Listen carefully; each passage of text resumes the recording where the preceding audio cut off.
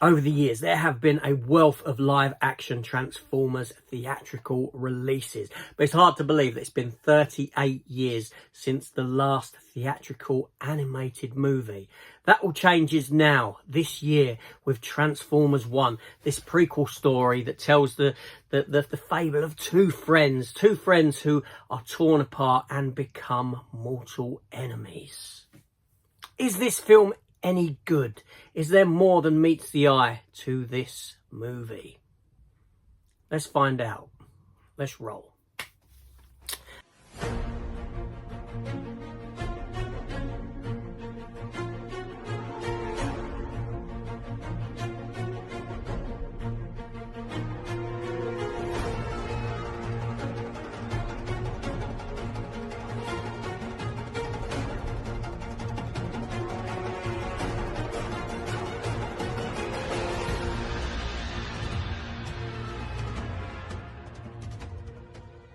And welcome back to the channel. Welcome to my review for Transformers 1, this new 2024 Transformers animated feature that comes at us with a PG rating and a runtime of 1 hour and 44 minutes, directed by Josh Cooley, who came at us giving us movies he wrote films like Toy Story 4, Inside Out.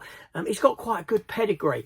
It's got a fantastic voice cast, including Chris Hemsworth as Orion Pax, the character that would come on to become Optimus Prime. Brian Tyree Henry as D16, he who would become Megatron. We have Scarlett Johansson, Keegan Michael Key, John Hamm, Steve Buscemi, Lawrence Fishburne. A lot of big names voicing in this movie. So I'm going to try and keep this as spoiler free as I can until maybe the end of the review, when I'll throw up a bit of spoiler logo just to let you know that maybe you want to switch off from here. So let's get into it. So this story here, we're introduced to the characters of Orion Pax and Megatron, voiced by Chris Hemsworth and Brian Tyree Henry. These are the characters that would go on to become rivals, bitter enemies to the end. But here we are, we're introduced to them as friends. So this is a time gone by. This is in the past of Transformers. Cybertron is seemingly at peace after 50 cycles prior, where most of the primes, all of the primes, got wiped out in a Quintesson war, a war with the Quintessons that raged for 50 years. And now you have Sentinel Prime, voiced by John Hamm, who's leading everything, and all the Transformers love him. But then you've got all these other robots, these robots that have the inability to transform. They don't have the cogs to do it, and they're just used as a workforce. They work down in the mines to mine Energon, and this is where Orion Pax and D16, soon to become Megatron, come into the fray. They are just workers down there, but Orion Pax has dreams of being more, of wanting to find out more, wanting to find what's happened to the matrix of leadership that has vanished with the destruction of all the primes and this sort of thing. He dreams of better days, better things to come, things that he can do rather than working down in the mines. And this leads him to kind of question things and step out of his comfort zone and get up to the kind of things that teens get up to. And that's what they come across as, teens here. And he's got Megatron D16 along by his side. He's trying to gather information.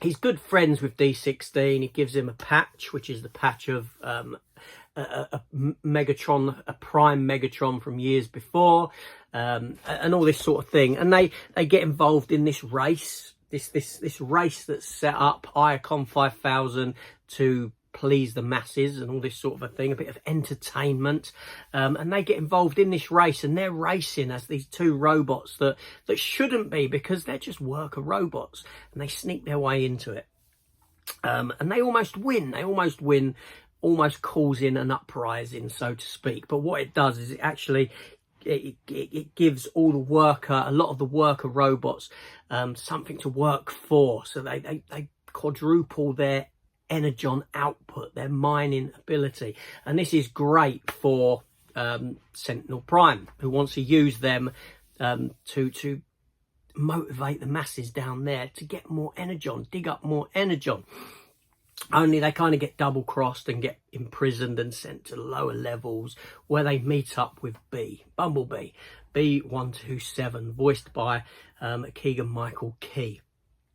And with his help, they manage to make their way to the surface, and they uncover the truth of what has gone on in the past of the Autobots, of Cybertron, what's really happened to the Primes.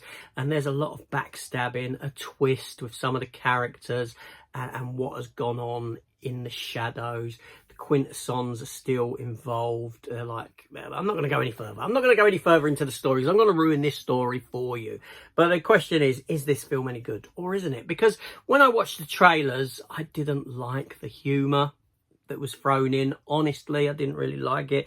It looked like they were dumbing Transformers down for kids. It is for kids, I hear you saying. Yes, it is. But I've grown up with Transformers. But you know what I'm saying? Giving it a bit more of a childish take, whereas you could have a far more adult take on it.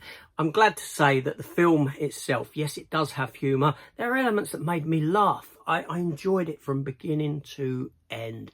This film looked fabulous. It was bright. It was colourful. It's fast-paced. It doesn't feel like it's 1 hour and 44 minutes long. There's enough to go on. Interesting characters that you even look at and you think, hold on a minute, that's going to be RC and things like that. There's a lot going on in this film. You've got Steve Buscemi voicing Starscream. That's an inspired voice decision. A lot of the characters like Soundwave, Shockwave, they're pretty much voiced like how the Transformers we know, but with the voicing of Orion Pax and D16, Brian Tyree Henry and Chris Hemsworth, there's more of a human side to them. So I understand why they made a choice of recasting who the voice characters were going to be here. It just makes them a bit more relatable, a bit more approachable. You can get on board with them more.